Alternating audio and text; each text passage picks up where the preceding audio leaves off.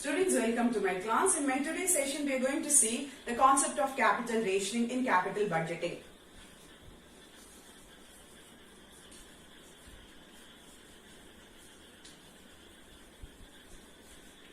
So, as the very term says, capital rationing.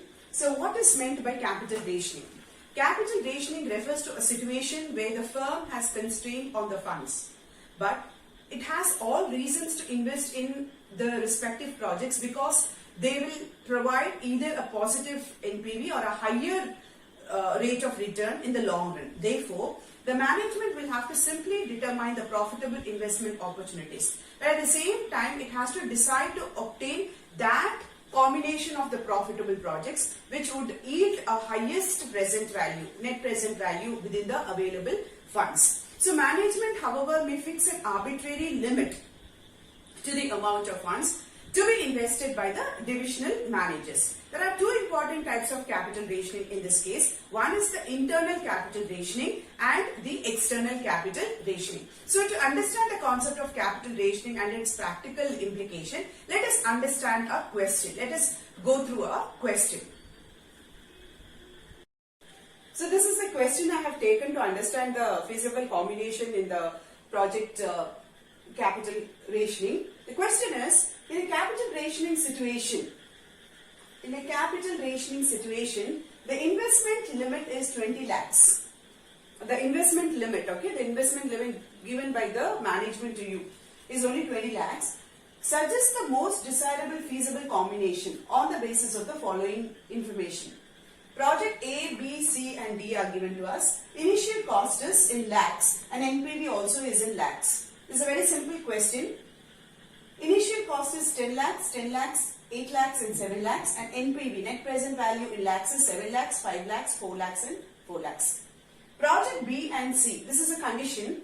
Project B and C are mutually exclusive. So the acceptance of one will automatically reject the other. So you can't mix B and C in this case.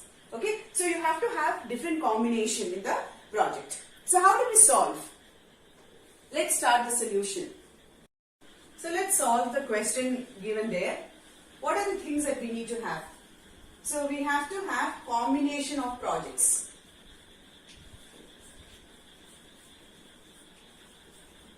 The first column will be combination of project. The second column will be the initial cost.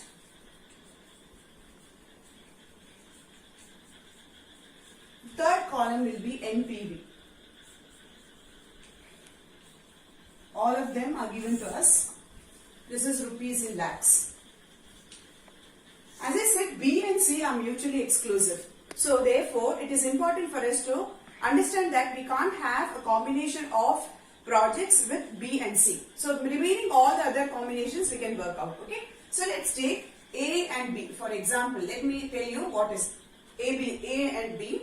You can have A and C. You can have A and D. You can have B and D, C and D. These are the combinations that you can have. How do we take the initial cost? Now let's go to the cost column here.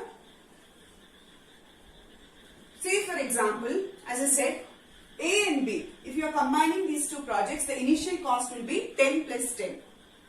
Okay?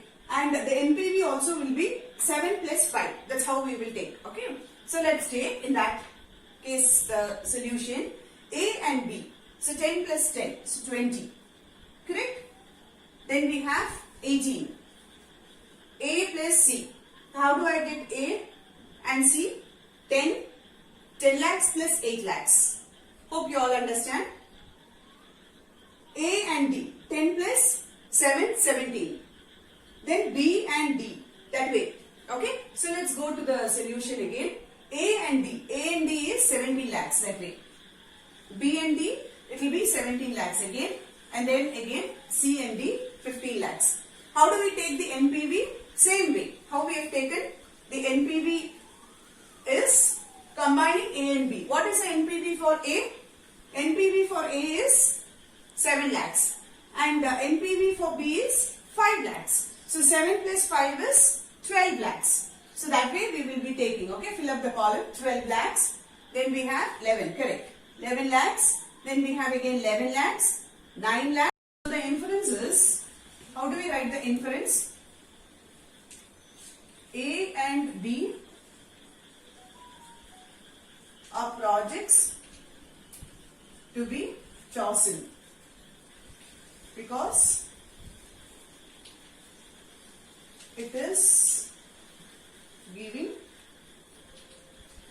the highest NPV, that is rupees 12 lakhs. That's all.